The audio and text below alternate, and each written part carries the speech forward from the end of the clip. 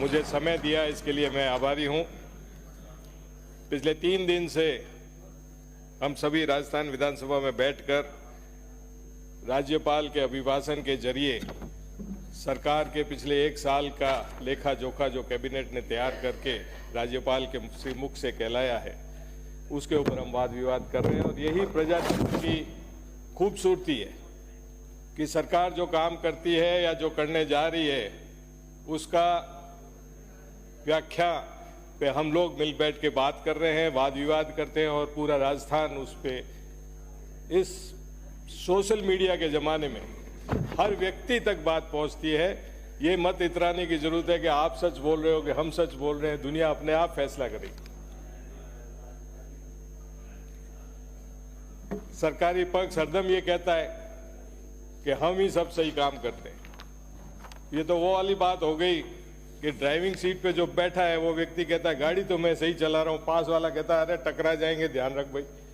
पर फिर भी वो मुगालफे में ही रहता है कि सही तो मैं ही चला रहा हूं। चलिए, अभी आपका समय है, आप चलाइए। मेरी मान्यता है कि विकास एक सतत प्रक्रिया है, ये चलती रहेगी। सरकारें आएगी जाएंगी, हर सरकार आती है। ये तो नहीं होता है कि पिछले सरकार के कामकाज को बिल्कुल ही आप बंद कर दोगे। उन सरकार के कामकाजों में जो आपको उचित लगेंगे उनको आप आगे बढ़ाएंगे और उसके अंदर कुछ संशोधन भी होते हैं। अभी पिछले समय में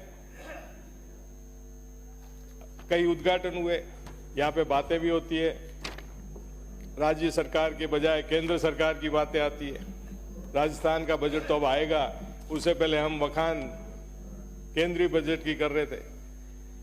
मैं कई बार देखता हूं कि मैंने जैसा कहा कि विकास एक सतत प्रक्रिया है। विकास में प्रधानमंत्री आएंगे जाएंगे, मुख्यमंत्री आएंगे जाएंगे, एक मुख्यमंत्री नींव रखता है, अगला मुख्यमंत्री उसका उद्घाटन करता है।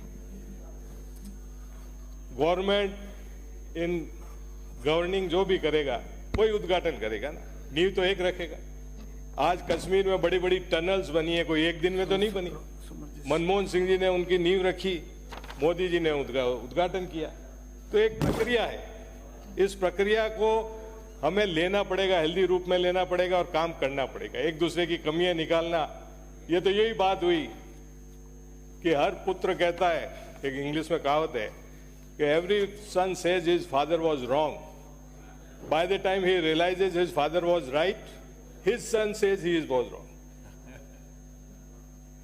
हर पुत्र कहता है कि उसका पिता गलत है।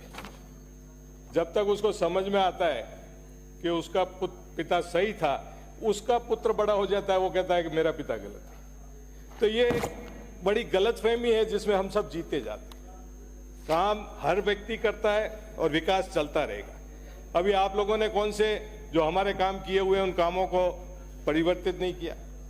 जैसे अभी जिले हमने बनाए, 17 जिले बनाए। अगर इतने ही खराब जिले थे तो सारे खत्म कर देते आप लोग।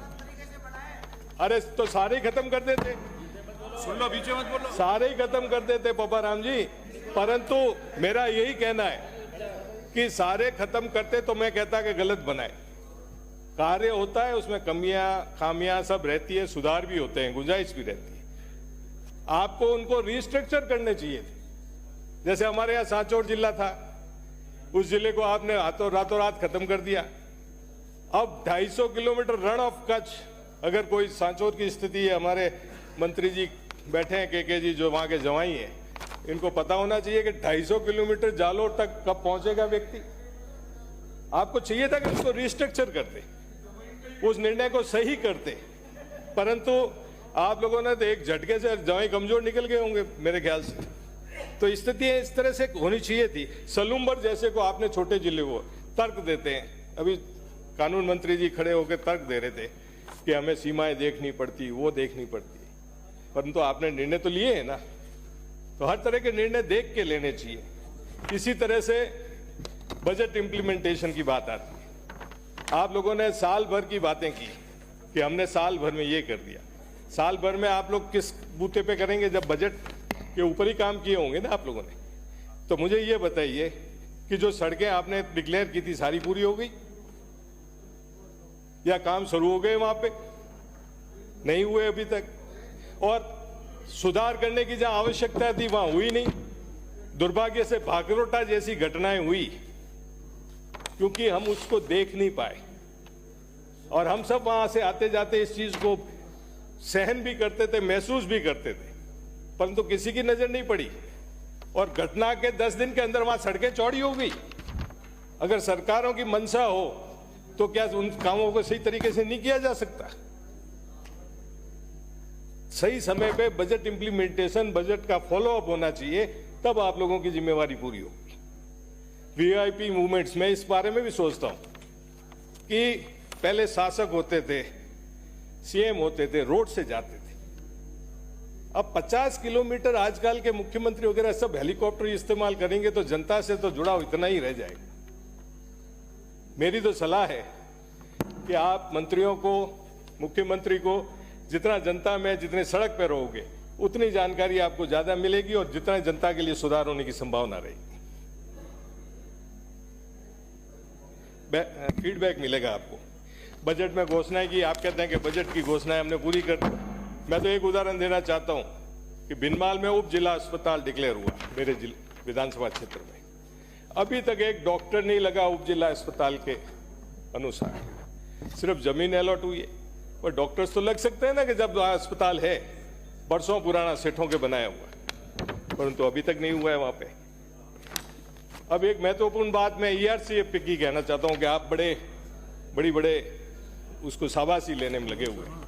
यहाँ कई मंत्री विराजे हुए हैं, पश्चिमी राजस्थान से आते हैं। पश्चिमी राजस्थान के लिए भी आप लोगों को आवाज उठानी चाहिए। माही डैम, माही के बारे में मैं ज्यादा कहना चाहूंगा कि माही का सारा पानी गुजरात इस्तेमाल करता है और खंबात की खाड़ी में जाके, और सारा कल्याण गुजरात के लोगों का हो रहा है। क्यों नहीं हम उस माही प्रोजेक्ट को बढ़ावा दें ताकि इस पश्चिमी राजस्थान में उसका फायदा मिल सके। इसी तरह से नर्मदा नहर में गुजरात ने किस तरह से सुजलाम सुफलाम करके कच्ची नहरें बना के पूरे गुजरात का कल्याण किया। तो अब तो आपकी डबल इंजन की सरकार है साहब, बड़ी बातें होती है तो लाइए, 4 साल बाद हम भी शाबाशी देंगे अगर इस तरह की योजनाएं आप लोग लेके आएंगे। पानी की, जल जीवन की बातें आती है। मैं तो आपको कहना चाहूंगा कि जल जीवन में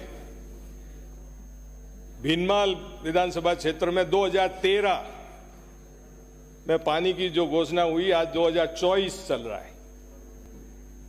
आपकी सरकार ये आई गई, हमारी भी सरकार आई गई और वापस आपकी सरकार आ गई, अभी तक उस पानी की कोई पता नहीं। अब घर घर नल तो कब पहुंचेंगे मीठे पानी का।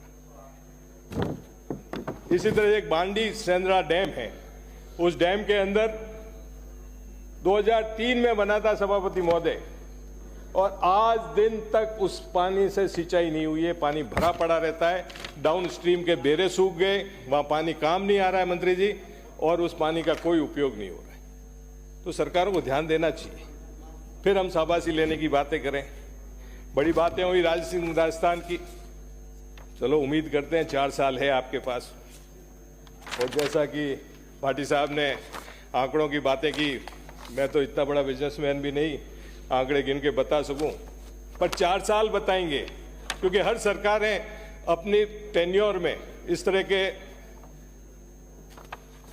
समारोह करती हैं, और उसका नेट रिजल्ट कितना रहता है वो देखने की बात। मेरा उसके लिए तो इतना ही कहना है कि अगर ईज ऑफ बिजनेस हम करेंगे तो लोगों को ज्यादा आकर्षित कर पाएंगे अपनी तरफ। एक बहुत बड़ा मामला मैं उठाना चाहूंगा, कृषि की बात है। आप राजस्थान में कृषि के क्षेत्र को भी जोड़ो। हमारे पश्चिमी राजस्थान में सारा माल, जीरा वगैरह जितना भी होता है वो गुजरात जाता है, और हमारे यहाँ की मंडियां, भीनमाल हो, रानीवाड़ा हो, वह सैलरी देने की पैसे नहीं है लोगों सरकार के पास। तो क्यों नहीं सोचा जाता इस बारे में? क्या इससे बिजनेस डेवलप नहीं होगा? नगर पालिकाओं में मास्टर प्लान बन गए, उन नगर पालिका के मास्टर प्लान में तो 3 साल पहले अप्रूव्ड कॉलोनियों में अब नीचे बैठे हुए लोग उसके अंदर रास्ते निकाल रहे हैं। आपकी सरकार ने पिछले बजट में कहा कि हम इसको इजी करेंगे, डिसेंट्रलाइज करेंगे, कि जयपुर फाइल नहीं आए, डिस्ट्रिक्ट लेवल तक होगी। अभी तक तो मुझे उस चीज का आता पता नहीं है, अगर कोई करेक्ट कर सके तो बता दे मुझे।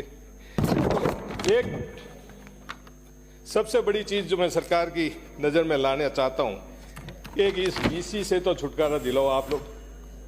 जब देखो एक छोटे कर्मचारी, पटवारी, ग्राम सेवक को सभापति मुझे फोन करते हैं, वो कहता है वीसी में बैठे हैं, और सारे दिन अधिकारी लेके उसे वीसी में बैठे रहते हैं। इससे जनता को तकलीफ होती है, जनता के काम नहीं होते हैं। इस तरफ भी सरकार ध्यान दे। मैं इतना ही कहना चाहता हूं, धन्यवाद। माननीय सभापति महोदय, आपने महामहिम राज्यपाल महोदय के अभिभाषण पर